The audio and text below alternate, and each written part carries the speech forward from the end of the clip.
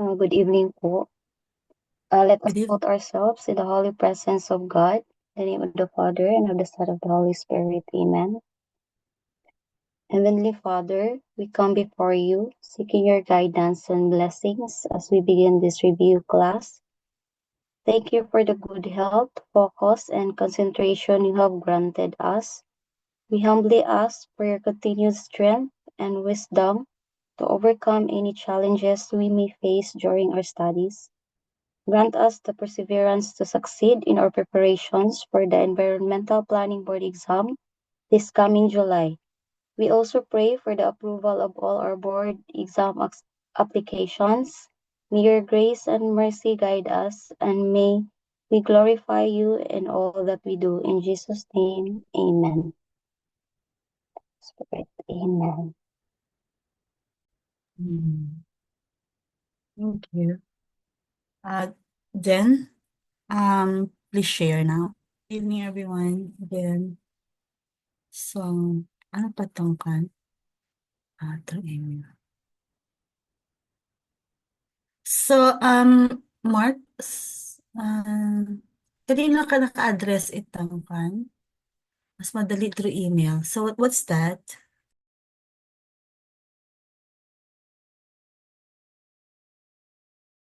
Nag-usap kami Ma'am Ana ni Mark regarding dun sa bala ko kung mag-follow up. Okay. Akala ko naka-address sa akin. So, we will talk about that later, okay? So, I'm just thinking of a strategy. But anyway, we're now on planning of industrial space, which would be our last topic for economic planning. But we still have some, the computation aspect to be able to understand, what's local economic planning. Okay, just a moment.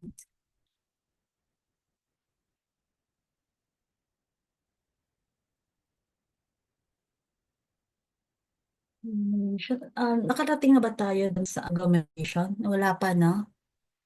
We're still starting, right? Okay. So, maybe you can advance to the next, okay, next one. So we are here, we are defining what is agglomeration? Okay. Um,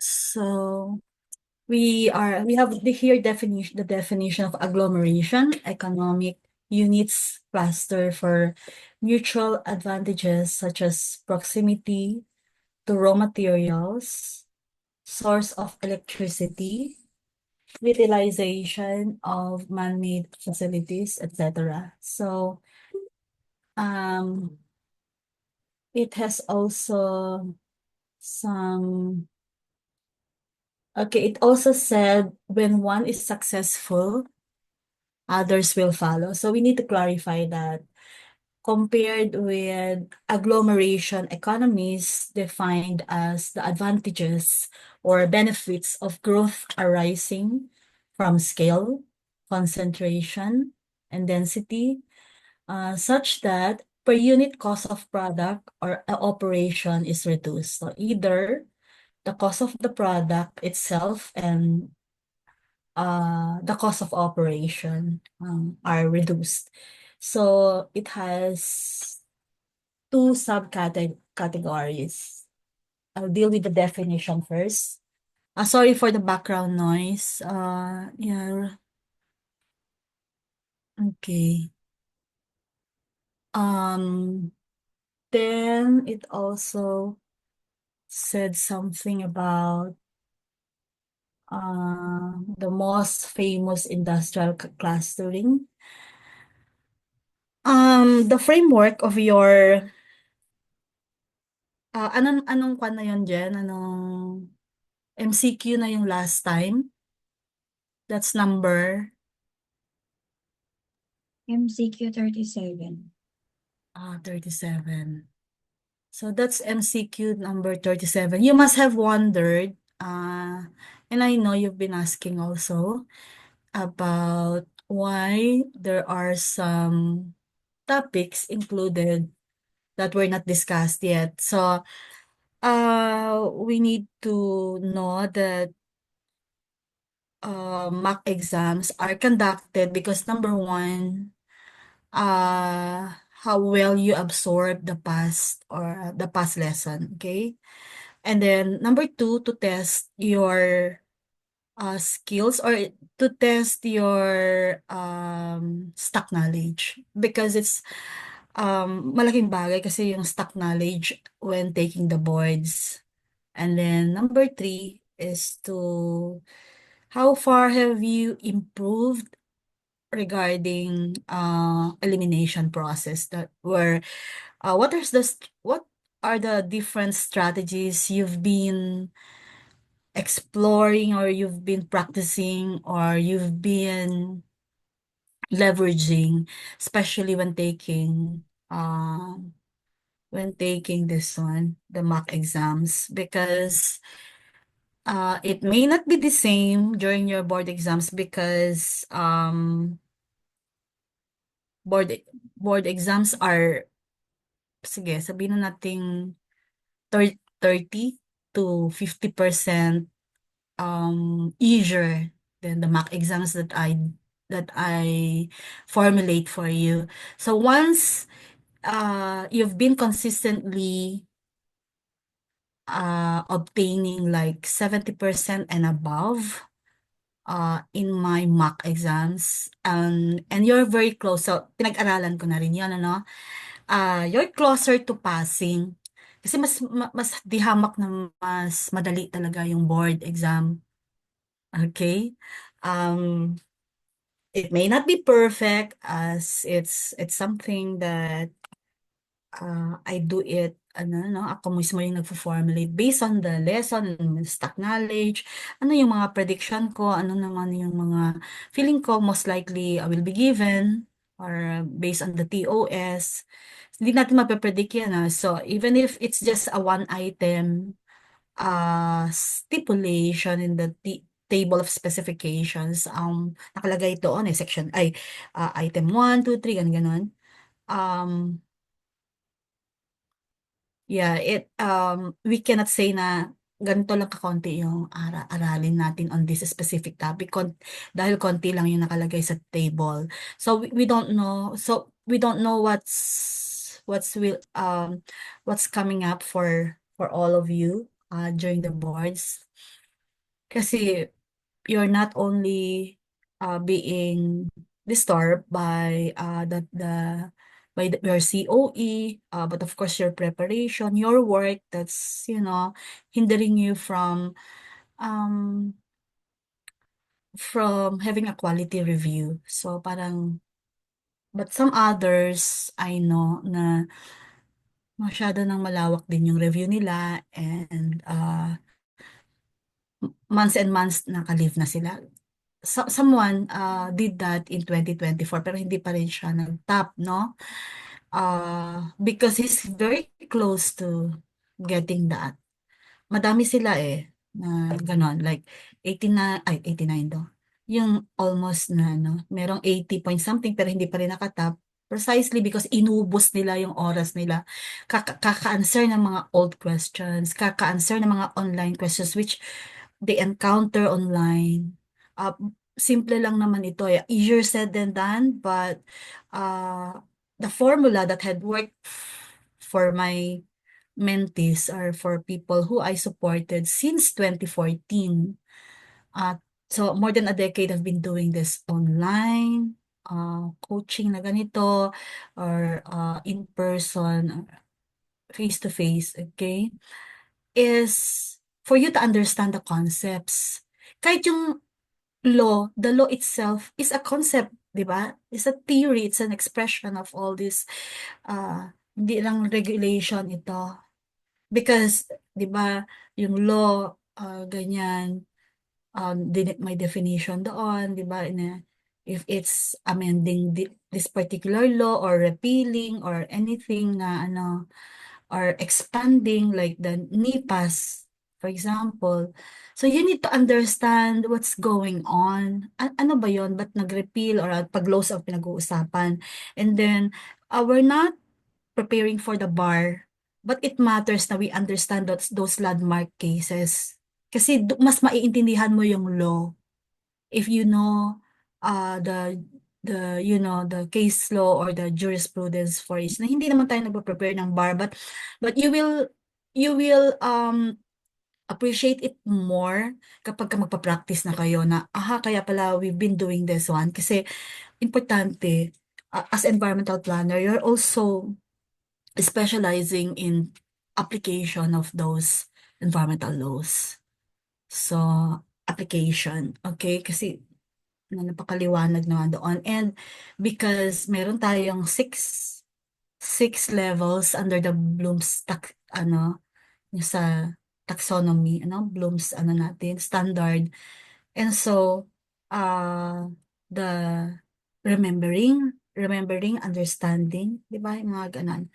And then, applying, analyzing, evaluating, creating. So, dun mo makikita na we need to, isang topic, for example, industrial space, you need to know the different levels here. So, kaya iniiba-iba ko yon. Okay, so don't be bothered. Just take everything easy kapag nagte-take kayo ng mock exams. Okay, because if you have not encountered that, then you have tested your stock knowledge. Kapag wala kang maalala, ibig sabihin, it's not working. I mean, wala kang nabasa in the past and you haven't encountered that concept in the past. Also, hindi mo rin napakinabangan yung strategy mo. Ibig sabihin, kulang pa yung practice mo. Kasi, strategy is about practice. You cannot really apply and leverage on those strategies kapag hindi mo siya ginagamit. So, the only thing, kasi importante talaga yung mock exam. So, kahit below 50 kayo, just keep going. Kunin nyo kay Jen ulit yung and then, test again yourself. Malay mo, over time, like after 1 week, take it again. Malay mo, after 1 week, or even the next day, na perfect mo na yon. So, ganon. Okay? Kapag may mali doon, edi find it out, 'di ba? Hindi you're not undergrad. So find it out bakit mali yung question ko or so you don't need to wait even for my answer. You can explore, you can find out. Ang dami ng resources. So from books, yun yung pinakamaganda, 'di ba? Yung sa books or online and everything, Google. Ngayon, just a moment. Okay, sorry about that. Kaya I'm rooting for all of you, no? Na mag-top. Kasi yun muna yung i-aim natin. And then kapag kulang yung oras, kasi huwag yung hayaan makulang yung oras niya. When we're not reviewing, you can listen to the recording or you can keep reading, ganon. So you just have to understand the concepts, the equation. Kasi everything is if it's a concept, it's still sa akin kasi I take everything like an equation lagi. Okay? So even the way we strategize, it's still an equation for me because there's always a formula in doing things and that makes us perceive that all that we're doing are it's all about the equation, how it leads us to the correct answer. And don't overthink. Doon lang sa paragraph ka titingin. Don't look, don't get answers outside. Okay? Wag nang mag-isip. Dito lang kasi iba ang exam, iba ang practice. Okay? But of course, they are interdependent. You take the exam, you pass, apply. But if you did not pass, you have limitation to practice. I mean, you don't get the correct position, or you don't the appropriate position for you. So, ayun. So we're now, ano na yun, yung I've been talking about industrial zones. So when you apply this in planning, we recognize which stage. So nag-iba na ako ng ano, no? Parang minsan kasi I speak like I don't have paragraph eh. Parang dire-diretsong ano, na change topic. Okay, I should say change topic na tayo. Okay. So when we apply in planning, industrial zones, we recognize which stage a locality is into plan interventions, whether encouraging growth, or do you want to diversify your industries, or you want to regenerate? It's been there, but you lost it because of your poor strategy as a mayor, parang ganon. So you want to regenerate that. Okay, yung diversify, you already have the main industry or a part of it, but you want to broaden, and so you want to diversify, but still it's the same industry. Okay, so um it's also a thing to ponder for policymakers, because when we apply the different concepts here, uh what's the role of the policymakers? Because planners may become policymakers, or vice versa, yung mga policymakers. I saw people na napagod silang maging politician, and then they became planner, and then they go back, they make use of being a planner, ganon. And then naging executive sila. So I know some people, I also mentored a number of mayors habang ano sila. So they reviewed, lalo na nung in person, nag-review sila, and they became environmental planners. So ganun kaganda ang maging environmental planner. So napakinabangan nila yun. It makes them, it made, and it continues to, make them or be different from others na hindi planner. Parang ganun. So, for us naman, doon sa any transition na pinagdadaanan ng isang locality, so we need to analyze how does it become sustainable, like after, okay, merong industrial city, and then nag-decline ito, and then how would you want to green that again, or to apply green innovation, to these industrial cities who are undergoing a crisis. So, crisis in terms of deterioration of pollution levels. So, ganon. So let me look again into the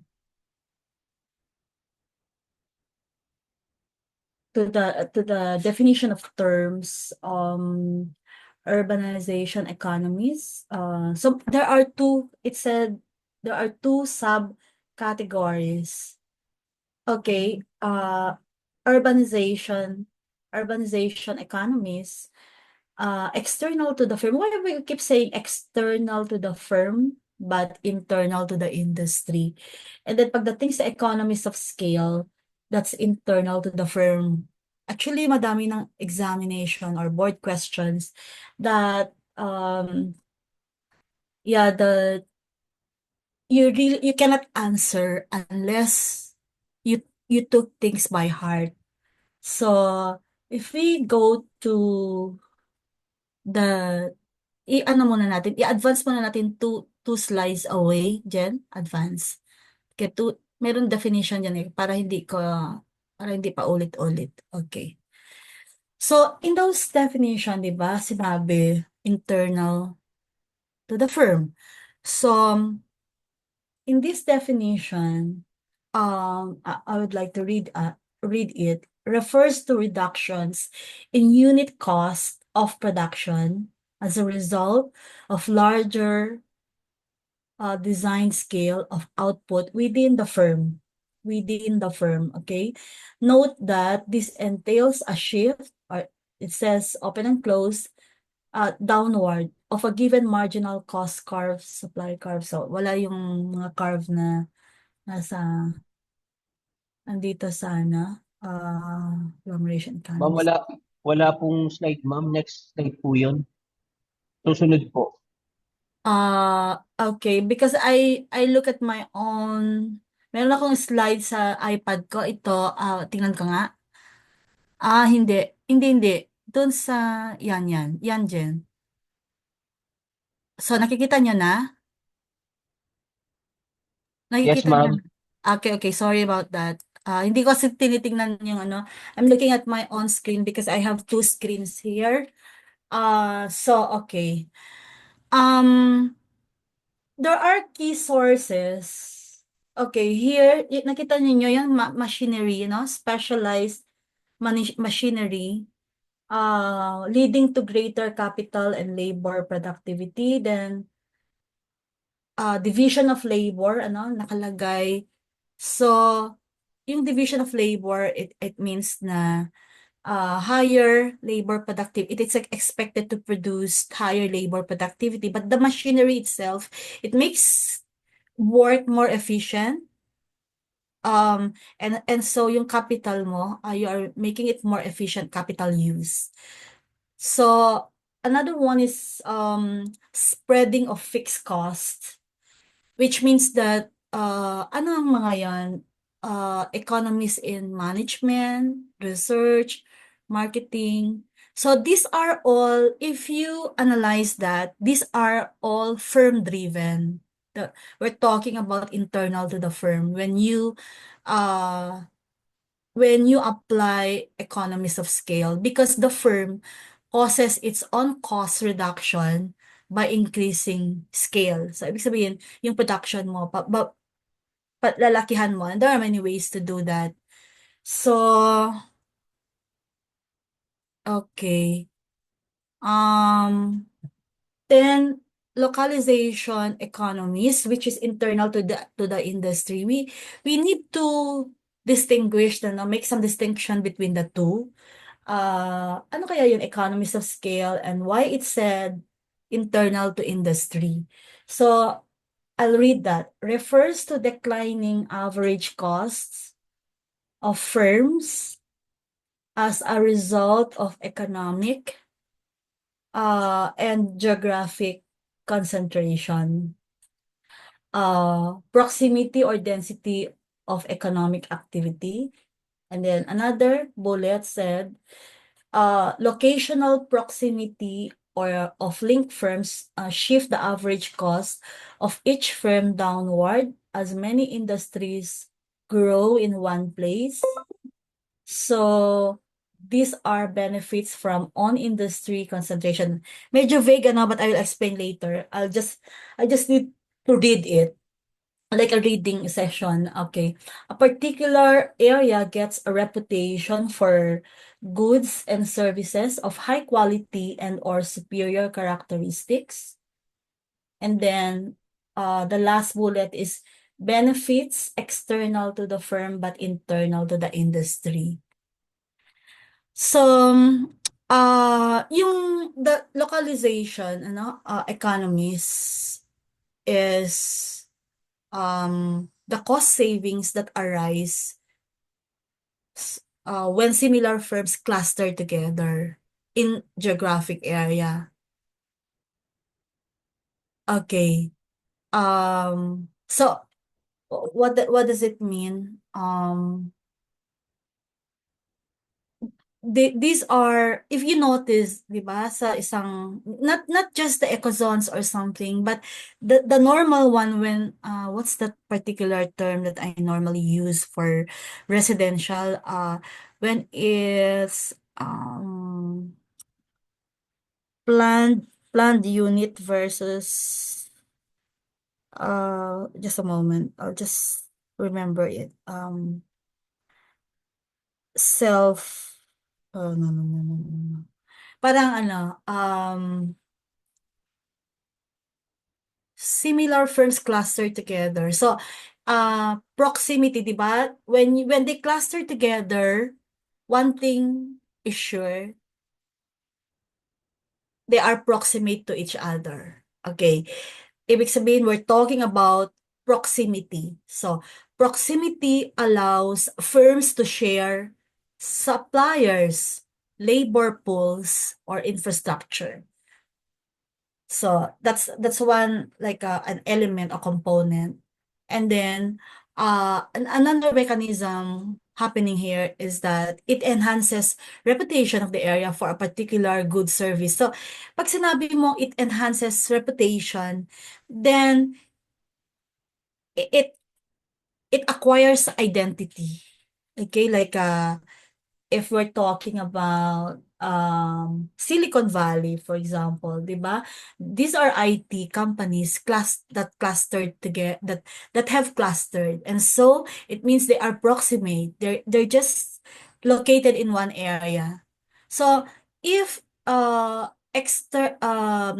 so benefit is external to the individual firm, but internal to the industry. So we're talking about two concepts here, internal to industry and internal or external to the individual firm or internal to the firm, ganon. Kasi kapag ang pinag-uusapan natin ay economies of scale, because you're the only one doing it. I mean, the initiative is yours to do, your responsibility. And I mentioned earlier that there are a number of records when you perform or when you venture uh, on economies of scale. So, ibig sabihin, you grow your company, and it means you must have added a specialized machinery, or you must have added or more people, you hired more people, and so it you you thought or you strategized and you designed the work to be done by the different people who are specializing on each particular task. So that's division of labor, or because you want to achieve higher labor productivity. So machine, people, and then when you spread fixed costs on management, on research, on marketing. So the task itself, you have done something because you're expecting to grow your company, and you want to leverage economies of scale, because the concept or the definition is about cost savings that occur within a single firm as its production scales up. So internal to the firm. So that's just internal to the firm. They are also, that's why we call it internal to the firm, because these are firm-driven activities. And the firm causes its own cost reduction by increasing scale. So that's why it's called internal to the firm. But when you group together, but because you want to cluster, so the idea there is clustering means agglomeration. So clustering means that you have similar activities to do. So the cost savings that arise when similar firms cluster together in a geographic area or space. So I mentioned about a mechanism that because when you are proximate with each other, it allows firms to share suppliers, labor pools, or infrastructure. Also, you are positioning your industry, okay, that you are doing a single, like you're doing the same thing, you have the same industry, you're grouped together, they're offering the same or similar goods or service, and so you are enhancing your reputation. you are enhancing reputation of the area for a particular good or service. So you will be known. So that's external to the firm or to the individual firm, but internal to the industry. So I mentioned about Silicon Valley. So IT companies, they cluster in a technology park, or we call techno park, or like Bangalore or Silicon Valley. And the third one is just hold on into that slide, is urbanization economy. So ano na yon? Economies of scale, localization economies. Then we're now into urbanization economies, which is external to both firm and industry. So why so? Cost reductions enjoyed by all firms in a city. Okay, so one city, due to its diversity, due to size, and general service environment. So what are the mechanisms employed here that because you share urban infrastructure like transport, like utilities, or another mechanism is that rich labor markets and services that support various industries, or enhance communication and innovation through cross-sector interaction. So they're external to both firm and industry. It comes from the city's overall economic and social environment. So we're not just talking about a single area, because this is now the ultimate expansion that such that it covers the whole city. So when it covers the whole city, so what's the lower scale there is firm, the individual firm, and the industry, diba? So if you want to categorize this as a hierarchy, okay, firm, industry, city. So when we're talking about cost reductions enjoyed by all firms in a particular city due to its diversity, size, and general service. So it means that it's external to firm and industry. I hope you understood that. So when you apply this to planning and policy, these economies guide zoning for industrial clusters. Like, are you localizing it? Okay. Or are you diversifying it? It means that you want to locate them in a mixed-use areas, like because you're into urbanization economies. Okay. And then so it helps planners determine where to focus infrastructure spending, or on enhancing internal firm productivity, building up clusters, or fostering a vibrant urban economy. Please, I hope you understood me when I said that enhancing internal firm productivity, that's the economies of scale, and then building up clusters, that's localization economies. And then when I say fostering a vibrant urban economy, so that's urbanization economies. So we can now go to industrial dispersal. Then let me see. So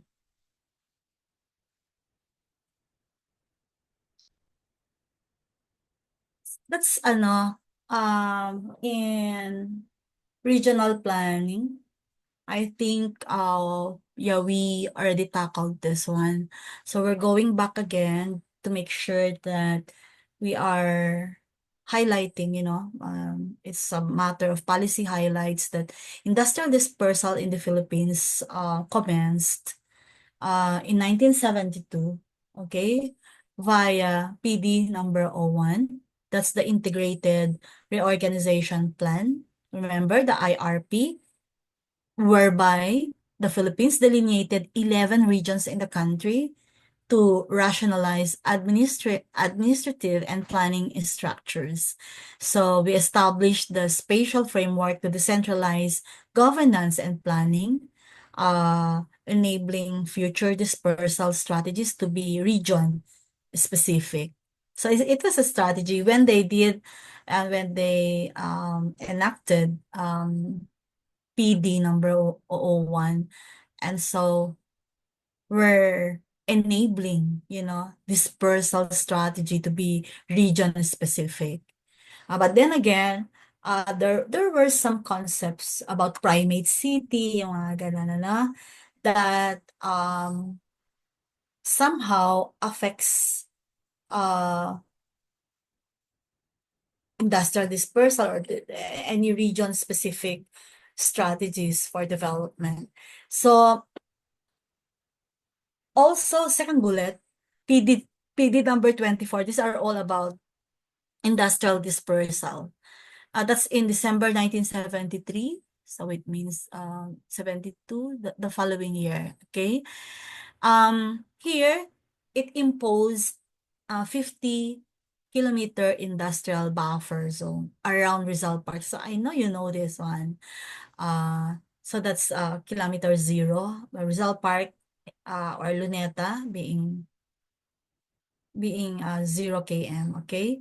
So it imposed, PD 24 imposed a 50 kms industrial buffer zone.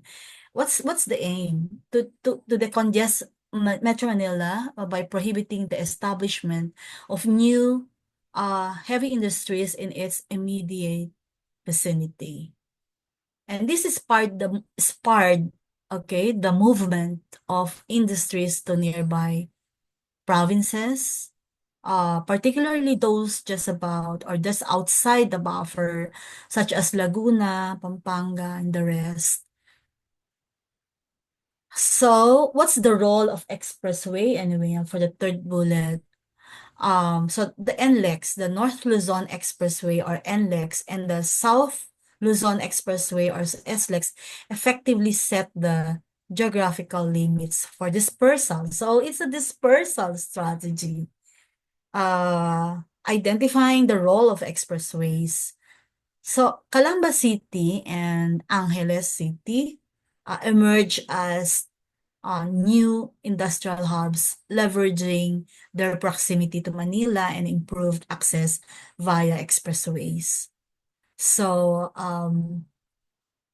it's a matter of history anyway. So then there's the National Industrial Policy of 1973. Okay. So what happened here? During this time, during this policy, because we are talking about industrial dispersal, okay? It advocated expansion of industry beyond NCR, consistent with spatial equity and disaster risk decentralization, where in this particular industrial policy of 1973, it identified growth centers. But there are criteria that they followed.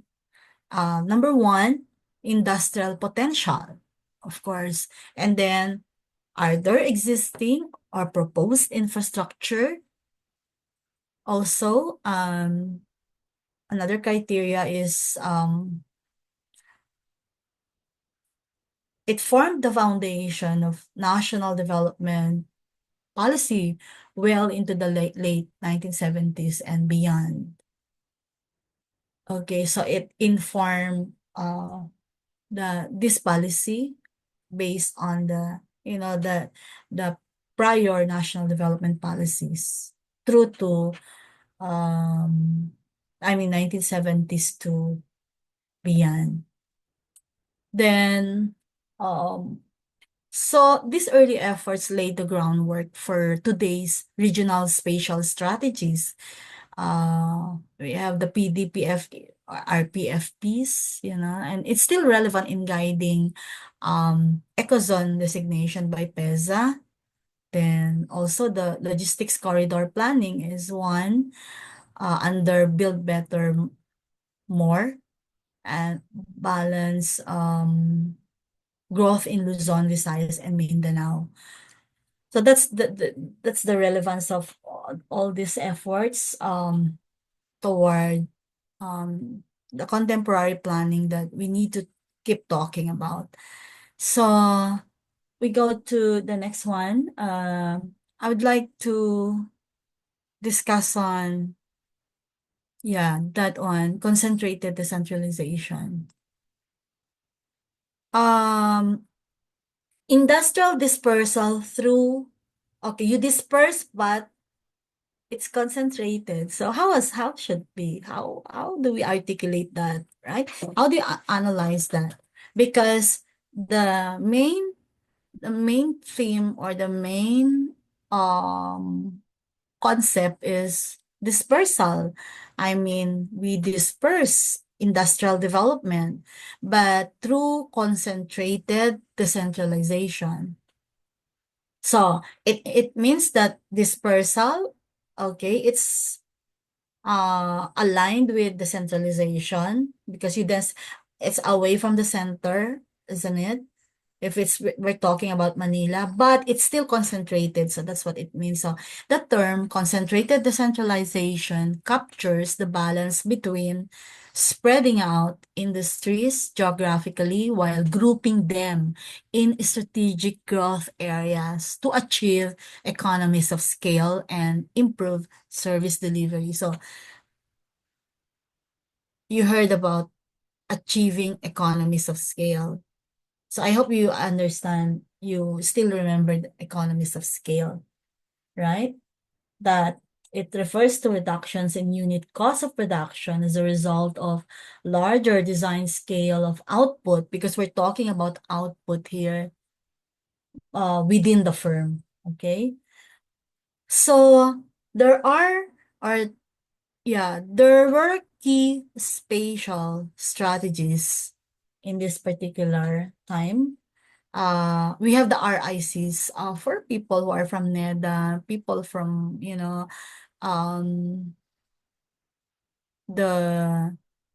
ano, siguro yung mga PWH or those who are in charge of fiscal planning, they are very, very familiar with RICs. Because it's one of those key spatial strategies under this concept. And it means that designating locations, RICs is concerned about, or it tackled about those designated locations outside major urban centers to house manufacturing and processing industries. Kaya nakaroon tayo ng mga CESA. But ito muna yung unang mga strategy nila before they designated that as economic zone. And so, for example, Calabar zone, they had Cavite, Laguna, Batangas, Rizal, Quezon corridor. Okay? Sa Calabar zone, Cavite, Laguna, Batangas, Rizal, Quezon corridor. So it's a corridor under RIC. And then special economic zones or SEZs. These are zones offering tax breaks, it also simplified customs procedures and infrastructure support. And it's governed by PEZA or other economic zone authorities. Then, aside from, iba yung special economic zones and then from export processing zones. For export processing zones or the EPZs, it's a subtype of SEZ. So, broader yung special economic zone. It's a subtype focused on export-oriented industries. And it's typically with dedicated customs zones, and incentives. Then, another strategy is industrial estates, okay? Whereby it refers to those planned industrial areas with shared infrastructure such as roads, water, and power. And it's often established through PPP. Okay. Then growth corridors are linear development strategies integrating transport infrastructure and logistics networks. What are the examples under growth corridors? We have the Subic-Clark-Tarlac corridor, the Davao General Santos corridor. So they're linear development strategies, okay, integrating transport, infra, and logistics networks. Meron din tayong countrywide agro-industrial development. So under Cory Aquino administration, it emphasized integrating agriculture with agro-processing in rural and peri-urban areas. Okay? And that's why nauso yung agro-processing. It's a blended one, a strategy. So we have the agricultural development, but because you are adding another layer of industry and pertaining to agriculture, so that's agro-processing, but it's concentrated because the program is countrywide agro-industrial development, and so the emphasis is locating it in rural and peri-urban areas. Also, it promoted inclusive growth by leveraging local produce and labor. The last one there is balanced agro-industrial development. So this is during the time of President Ramos, where it built on previous strategies with stronger focus on infrastructure, trade liberalization, and private sector participation. So he broadened that, okay? But still, it's on infrastructure. It aimed to align industrial growth with agrarian reform and regional equity. Ganun naman talaga yung mga president, ano? Each time new leadership comes in, and then it's either they change, they scrap the existing program, and then they replace it with, so that it will be identified during their administration. So these strategies collectively enabled a polycentric industrial geography.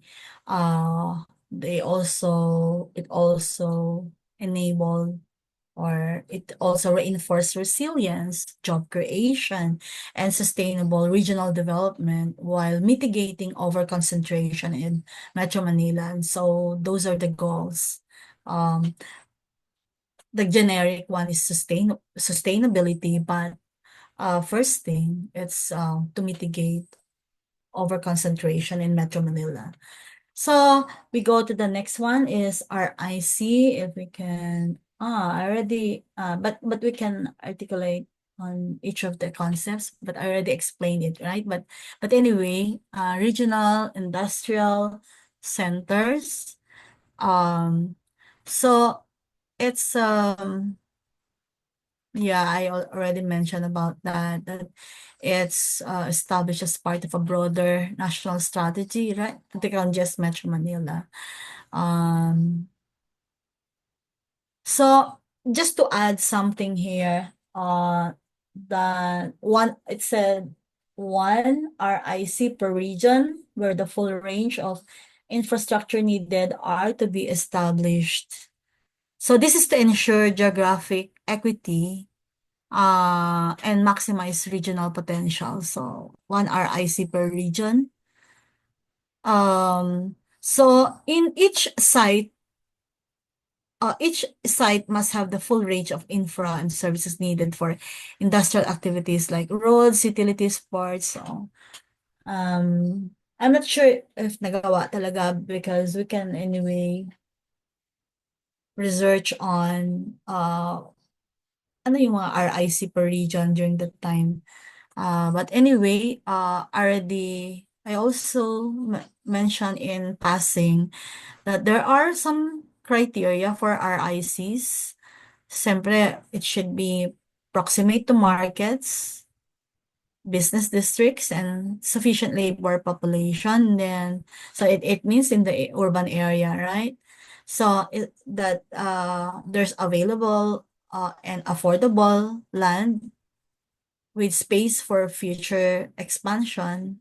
And then another criteria was accessibility via an airport or seaport and good infrastructure in terms of utilities and services. So because of this criteria, you should already be able to understand that not all regions have been, siguro have enjoyed the same or the availment or have availed same intensity of development, because not all have airports and seaports. But if you have both, then I think there's no reason for you not to enjoy or have availed this one before. And then nearness to raw materials to minimize logistical costs, right? And then also peace and order and proper zoning regulations to ensure sustainability. So it would be very challenging for the conflict areas to be, selected for RIC. Okay. And then naging yung nag-rename yung RIC and it became RAICs, the Regional Agri-Industrial Centers, where it was positioned as hubs for agri-industrial centers. So because dati industrial center lang siya, so it made emphasis or it emphasized on making it a hub for or making it hubs for agri-industrial integration, especially under food security and rural industrialization programs. It's also focused on private sector-led industrial estates with minimal government intervention to promote self-sustaining local economies. So what are the policy impacts of all this one? If it was done right, of course, one of the policy impacts is strengthen regional competitiveness, or it also encourage industrial spread without fragmenting logistical networks. Another one is it enabled targeted support to regions with distinct strengths like ports, agri-products, minerals. So there were during this time total of 21 RICs and RAICs nationwide. So but later papakita ko sa inyo yung na-research ko. I researched toward the end, I researched the total number of economic zones. I think there's also the industrial centers there. Ilan na yon. So special economic zone, next slide. Okay. So although naintindihan na natin siguro to, no, but of course, I still need to make some rundown of this definitions here. That a special economic zones, or in short, ecozones, they're a designated engine of regional growth and industrial competitiveness. So they're geographically defined areas identified for transformation, into highly productive economic centers, and they're intended to attract investment, promote exports, and generate employment through tailored regulations and infrastructure support. There are key development types within ecozones. Di ba? I mentioned already about industrial estates earlier. These are cluster of factories with integrated utilities. Export processing zones these are manufacturing hubs for international markets. Free trade zones are areas with relaxed tariff or customs regulations. And then the tourist and regional recreational centers, their mixed-use development with commercial tourism. Although we already have the mga tieza, ganyan. So, let's see if we reach that topic later. So, okay. So there are, I think I already mentioned about the criteria, no? Criteria for identifying ecozone sites. Number one, designation as a regional growth center. Okay, and then existing or planned infrastructure. So availability of water and electricity, sufficient land for expansion, access to a trainable labor force, strategic advantage over existing zones like connectivity, logistics, and there should be ease of regulatory enforcement in the site. So eco zones should be part of a larger spatial strategy for balanced national development. And they support concentrated decentralization to reduce pressure on Metro Manila and unlocking the potential of secondary cities and regions. So another insight is that ideal ecozone candidates should align with land use plans, zoning ordinances, and regional development blueprints, to be more compliant and but where it should be perceived as have great potential to become ecozone. So here, okay, next slide. During this time, so there were 4 major laws, but of course, meron akong slide that showed more like an update of this one, because during this time there were 4 laws. So yung 7227, so by this time memorize yun na ito. Bases Conversion Development Act of 1992 that transformed former U.S. military bases like Clark, Subic into productive civilian economic hubs. So it led to the creation of BCDA. Also, RA 7903, that's the Zamboanga City Special Economic Zone Act of 1995, known as Zambo Ecozone, the only chartered free port in Mindanao. Okay. So, basta mamaya meron tayong update. Then 7916 is the Special Economic Zone Act of 1995, the PEZA law, that created PEZA. Okay, the Philippine Economic Zone Authority. It also it facilitates registration, incentives, and operation of export-oriented businesses. Then 7922, the Cagayan Special Economic Zone of 1995 that established Cagayan Economic Zone Authority. And it was designed as a logistics and tourism hub with offshore financial services potential. Yeah. Adami ding parang pogo here. Okay. So, but they don't call it pogo during the time. So, 7 public, dumami na ito. So, meron akong map later papakita on the update.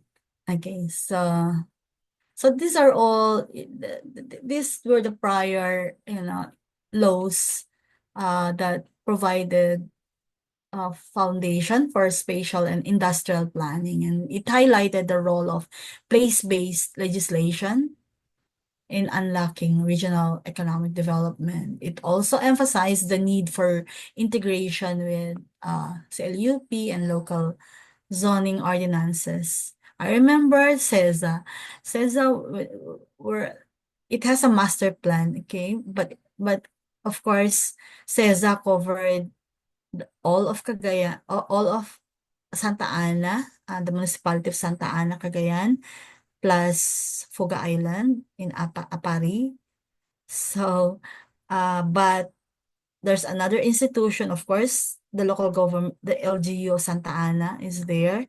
So you can just imagine CLUP versus the master plan, right? So how would you be able to reconcile that? And when I was with the ILG, I was part of the team um that helped align the master plan. Plus, so I held a number of workshops for people from LGU, from CESA, just to make sure that these two plans are reconciled. So, and then I already left for New Zealand to study, and then ayun, and then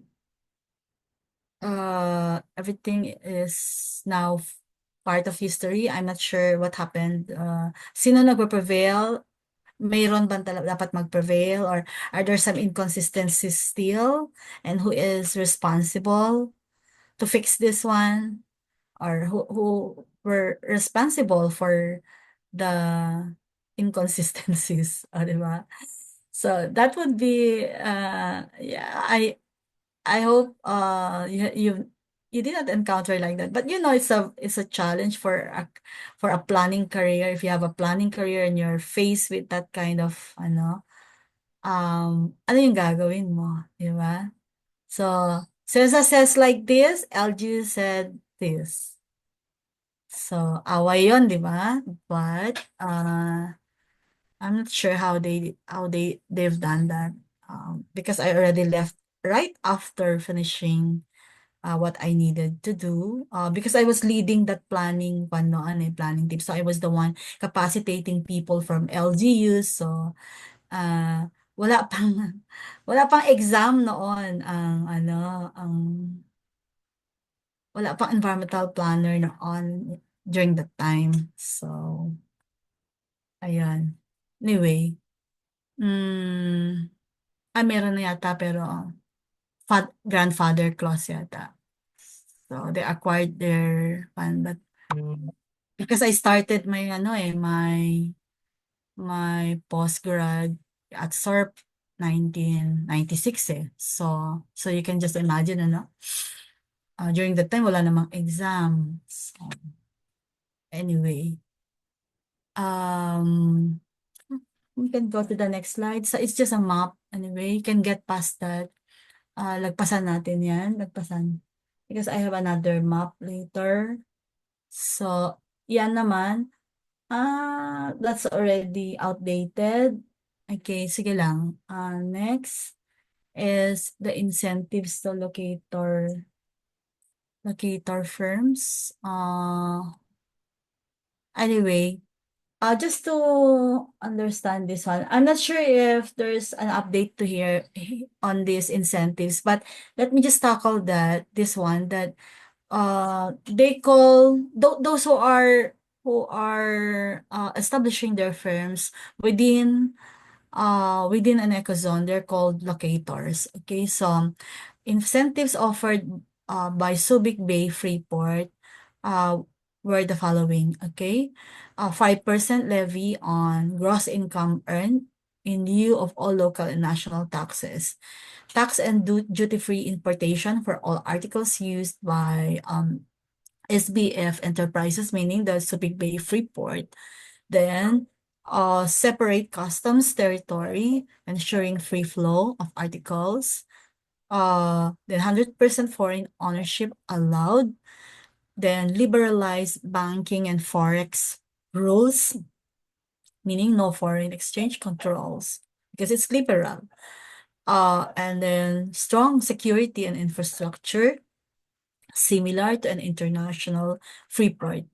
There were also incentives offered by Clark, tax and duty-free importation of machinery, equipment, raw materials, and supplies, 5% GIE, tax in lieu of all local and national taxes. GIE means gross income earned. Then same customs and regulatory advantages as Subic. Then PEZA, okay, the PEZA. So it include income tax holidays, 4 years extendable for 4 years, extendable up to 8 years. Okay. Then after the ITH or the income tax holidays, they have the option to pay 5% GIE instead of corporate, national, and local taxes. So yeah, I'm just remembering about this project and Clark that I had because may mga project ako doon. So I remember this one, the corporate, national, and local taxes. So in lieu of that, they just have to pay 5%. Then duty and tax-free importation of capital equipment, raw materials, spare parts, tax credit for breeding or genetic materials when locally sourced. Then domestic sales allowance up to 30% of total sales. Exemption from wharfage dues and export taxes imposed and fees. Permanent residency for foreign investors and immediate family. Oh, meron pala yan, ano? Permanent resident sila. So, employment of foreign nationals allowed, then simplified import-export procedures. So, these incentives support industrial dispersal, decentralization, and export-oriented growth. This is also ideal for investors in manufacturing, logistics, BPOs, and high-tech sectors seeking cost-effective operations. So, as planners, we need to look into the infrastructure, zoning, workforce development with these schemes for maximum regional leverage, especially when we're being hired as consultants for any of these activities. So industrial estates. So how do we do that? What makes it different from other spatial strategies? Next one, next. Yeah, and we're now on industrial estate. So by definition, it's a tract of land subdivided, okay, and developed according to a comprehensive plan under a unified continuous management with provisions for basic infrastructure and utilities with and without standard factory buildings, minimum size of 50 hectares of contiguous land with facilities to accommodate at least 5 locators. So, yeah, it's managed under unified continuous administration. What are the key characteristics I already mentioned? You can read anyway, that it should be equipped with basic infrastructure and utilities, which means it has roads, power connection, water, sewerage, telecom, and it may include or exclude standard factory buildings. And these are ready-built structures for faster locators set up. So it may include or not, or exclude. So 50 hectares, okay, 50 hectares of contiguous land and minimum, okay, it must accommodate at least 5 locators, meaning could be a firm or could be industries, okay, firms or industries. So yeah. Okay, export processing zone, is it the last one? Okay, sige, konti na lang. Export processing zone, so it's a specialized type of next one. Okay. A specialized type of industrial estate, physically and or administratively situated outside the customs territory. So it's designed to support export-oriented production, allowing firms to operate with enhanced trade privileges. So it's focused on export production because hindi na kayo magkakamali dyan during the boards na export processing zone to boost foreign exchange earnings.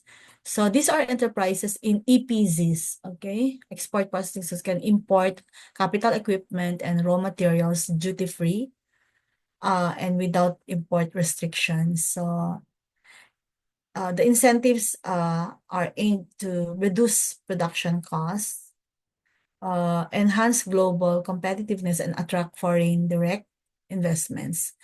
So it attract foreign direct investments, also one of the aims. So what are those EPZs anyway? You can see them. Baguio, okay? Baguio City EPZ, Bataan, Cavite, Mactan, Fividec, Hacienda Espina, Ayala de Zamboanga, and more.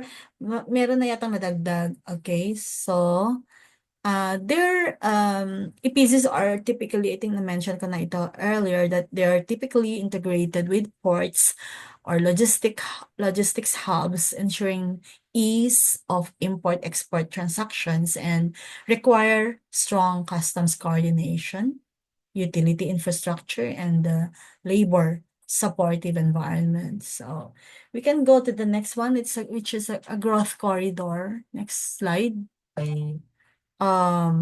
So growth corridor, it refers to urbanized areas along major transportation axis. You can see the figure or the photo. It aims to expand the development impact radiated by RAICs. So RAICs are earlier it was known as ano yan? Ano yung former, someone unmute? Ano yung unang pangalan ng RAICs? RIC, di ba? So, RIC. It should be consistent with the growth center concept, and it is characterized by the following: that it's a belt form of continuously developed urban areas. Kaya nga, corridor, di ba? So, you can see the figure. It requires strong transportation access composed of several major roads and other transportation modes in one direction. It's based on a single strong road or on a combination of a major road and an expressway. So it should align with the growth center concept, where development is concentrated and then diffused to peripheral areas. So I already read the characteristics. So can go to the next one. So meron itong the growth corridors in the Philippines: Calabarzon, Cagayan de Oro Iligan Growth Corridor, Northwestern Luzon Growth Quadrangle, comprising Lagabag, San Fernando, Dagupan, Baguio, South Cotabato, Davao, Zamboanga, West Central Luzon, Bulacan, Pampanga, Bataan, Zambales, Naga, Iriga, Legazpi, Tuguegarao, Ilagan, Kawayan. But there are growth corridors on top of this one. Mas madami pa. So, Jen, yan mga. So, I can... Okay, so, I think wala na dyan. Pero, kailangan ko lang buksan yung kan ko so that I will share it. Okay, so moment, tingnan ko. Yung, konti lang naman ito, updates. Okay. Um,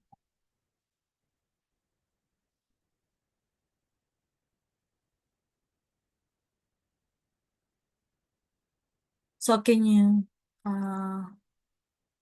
unshare?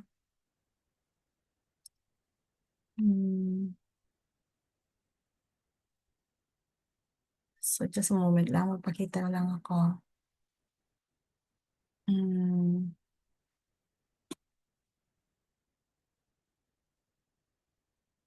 Because dinagdagan ko to eh. Okay, just a moment. To make sure I can capture pa din. Saan kaya yun? Lecture. Anong lecture yan dyan? Lecture. 13 ano? So, Apa? Okay.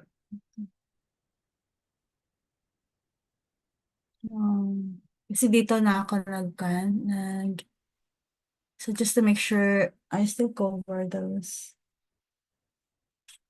topics na nadagdagan ko.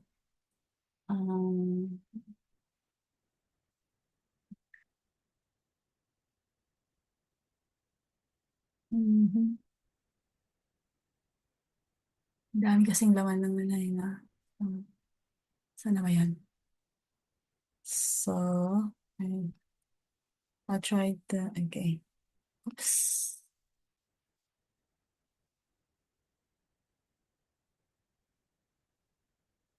Share. And then, add some shopping. Let's see.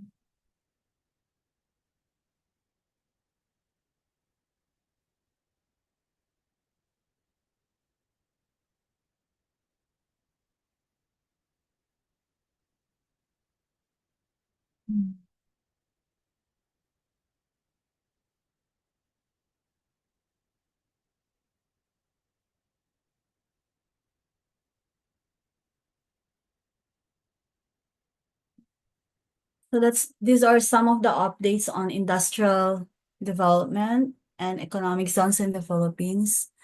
So from dispersal, okay, so as of, is it 2025? Okay. Yeah, can you see it? Nakita ba natin? Yes po. Yes po. All right. Okay, as of 2025, yes, 24 or 25, the PEZA recognizes and regulates 5 key types of ecozones. Okay. So each typology corresponds to a distinct industrial or service focuses, and they're spatially enabled through land use planning, infrastructure readiness, and investment incentives. So, nagkaroon ng,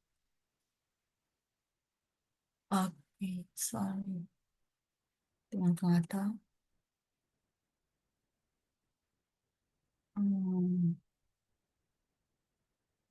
Saglit lang.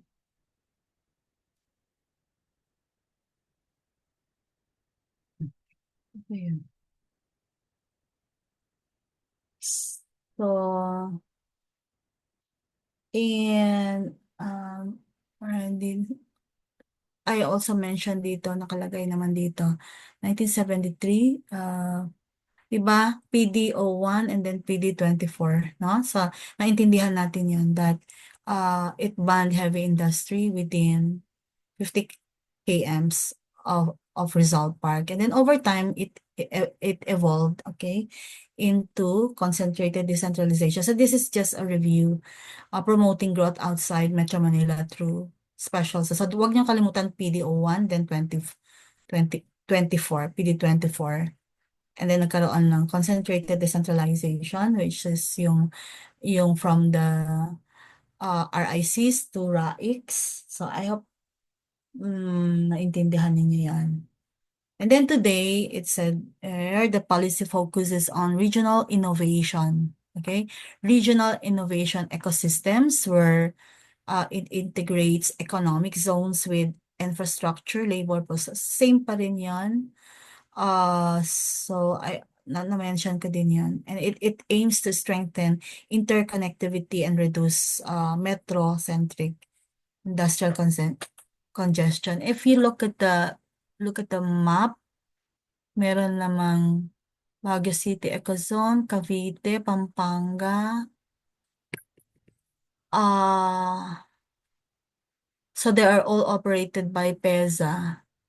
But there are 401 operating ecozones nationwide that were developed by private ecozone developers. So please just have a look on itong mga update na to. IT parks and centers 283, and then industrial and export processing zone 74, 22, 19, 3. May medical doon, wala namang di ba? Wala namang medical tourism parks, so they are just medical centers but everything has to be like tourism related no? Even agricultural areas.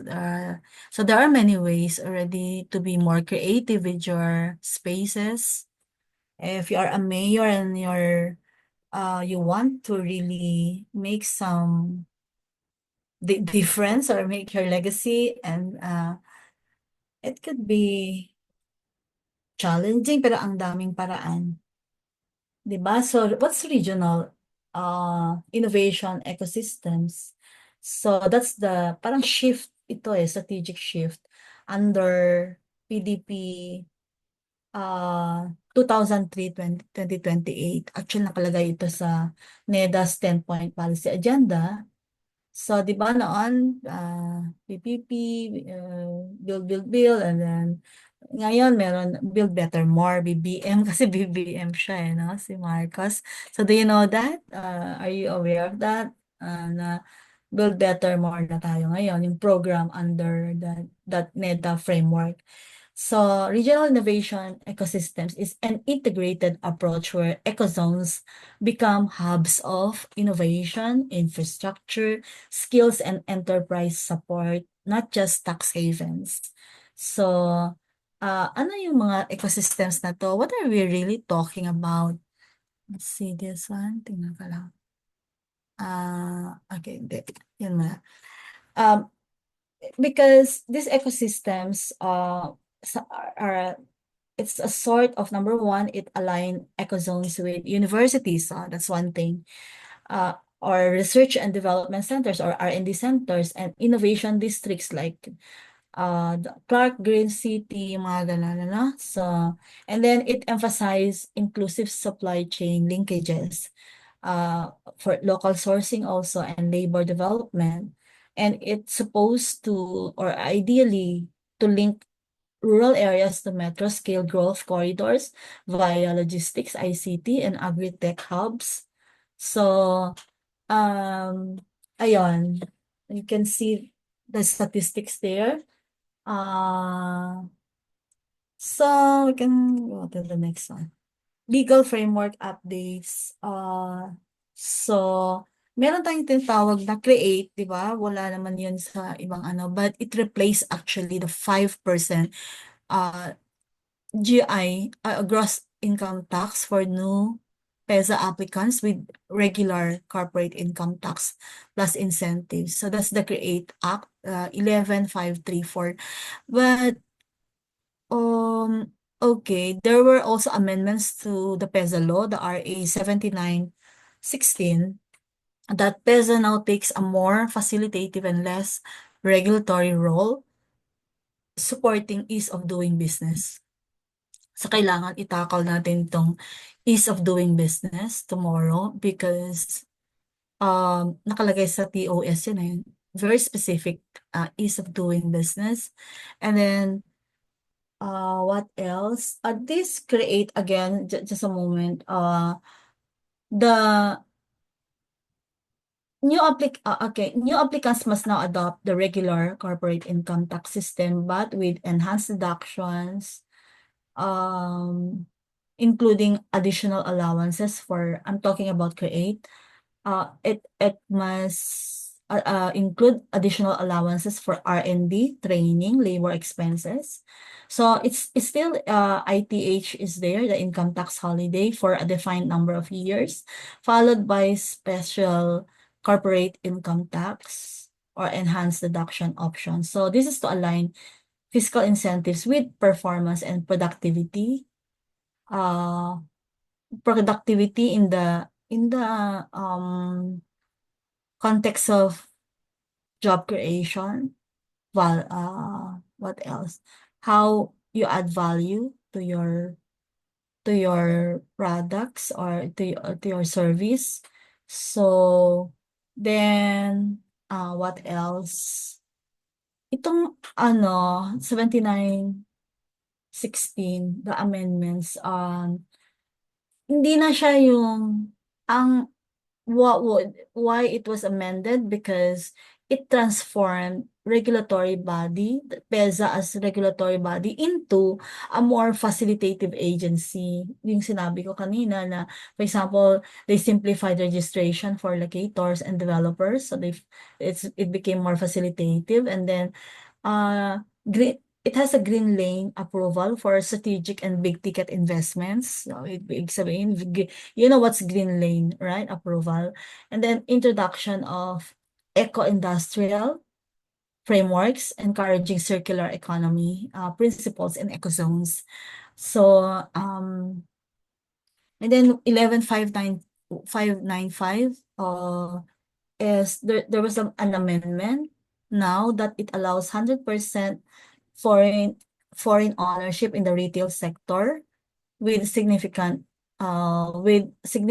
reduced capital requirements. So the threshold actually was cut from 2.5 million US dollars to 500,000 USD or even 200,000 USD for companies with advanced technology or high labor content. See? So, meron mga ganun na criteria kapag you're leveraging on an advanced technology or if you have a high labor content. So, now what's the relevance now to ecozones on this law to ecozones? It encourages foreign retail firms to locate within SEZs, thereby diversifying the locator base beyond traditional manufacturing and BPOs. So, amendment to the Foreign Investments Act is it enabled foreign small and medium enterprises, foreign SMEs, okay, to operate in the Philippines with only 15 Filipino employees. Also, this amendment, it requires minimum paid up or paid in capital of USD 100,000 USD. And it applies especially in priority areas outside NCR and Metro Cebu or Metro Davao. So it empowers second-tier cities and towns which are aligned with the push for regional innovation ecosystems. So we can go to the next one. About typologies that, manufacturing. Of course, manufacturing means you host export-oriented light and heavy industries like electronics, semiconductors, automotive parts, etc. And it requires robust utilities or transport access, environmental compliance mechanisms. So these are the requirements or how you classify ecozones by how PEZA is classifying ecozones. Then IT parks, kasi iba yung classification noon, di ba? Now, okay, may manufacturing ecozones, and then there's also IT parks and centers. Obviously, BPO, the BPO software development IT-enabled services, and usually located in high-density urban cores with strong telecom and infra and proximity to skilled labor. Then also another typology is agro-industrial zones that it's designed to integrate agricultural production with processing, storage, and logistics. Also, it's strategic for rural development and food value chains. Then tourism and medical zones promote wellness, leisure, retirement, and medical services catering to both domestic and international markets. It include long-term residency, retirement enclaves, and health-focused tourism. Then the logistics and free port zones serve as regional hubs for warehousing, transshipment, and value-added logistics. It should be located near seaports, airports, and expressways. So here, so there are strategy, nakalagay dito, new strategy, Ecozone transformation roadmap. So merong roadmap on Ecozone transformation. That this is in response actually to climate resilience, digital transition, and value chain upgrading. So PESA launched a strategic roadmap to reorient ecozones toward long-term competitiveness and sustainability. So what are those type of shifts from traditional to smart and sustainable ecozones? So digital infrastructure also as a backbone, because ecozones are now envisioned to become digital innovation districts. So about fiber connectivity, data centers, 5G, readiness, and they're prerequisites for IT parks actually and hybrid zones. Then let's not forget about renewable energy integration, that rooftop solar, industrial scale renewables, and microgrid systems are being mainstreamed into new ecozone design. So in alignment with RA 9513, the Renewable Energy Act and the National Renewable Energy Program by the sino na to? Department of Energy. So meron silang NREP 2030 to 2023 to 2040. Okay. So there's also an emphasis on higher value industries. And the transformation roadmap encourages ecozones to house number one, research and development centers, the semiconductor and electrical vehicle component production, biotechnology, agri-tech, and AI-driven manufacturing. So, and these were all contained in the Philippine Development Plan 2023 to 2028 that targets industrial deepening and innovation-led growth. So, okay. Now, there are 421 operating PEZA registered zones. So 307 as private ecozones, 114 public ecozones. Baka lumabas ito. So you better take note of the statistics. And then top regions by number of zones, sorry. Region 4A, Calabarzon still leads with over 130 zones. And then NCR, Central Luzon and Central Visayas follow. Over 1.7 million as direct jobs, and over over 52 billion USD as export value, with semiconductors and BPOs as top contributors. Kasi baka tatanungin din yun, ano? So I remember they love asking questions on surrounding BPOs, yung mga ganon, who is the strongest in this industry, which country, and when, ganon, anong year. So, okay. Yung mga 307 private ecozones, they're mostly developer-led, anchored by major industrial estate and IT park developers like Philinvest, Boitis, Ayala, tsaka yung kina Jumel, di ba? No? Jumel. So, yung company nila. And then, ano na yan yung company niya? Kalimutan ko, ano na yan?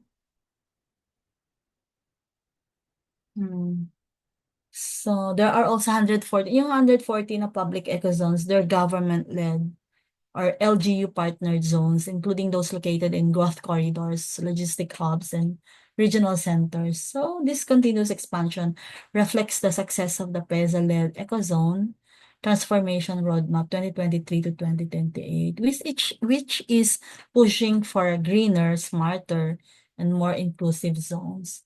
So, Raix,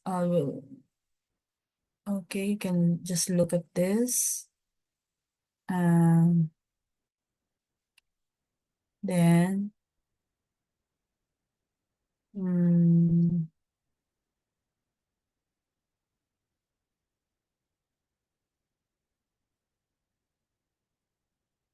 okay. So we're done with this. Jen, to share this to you tomorrow na lang siguro, Jen, ano?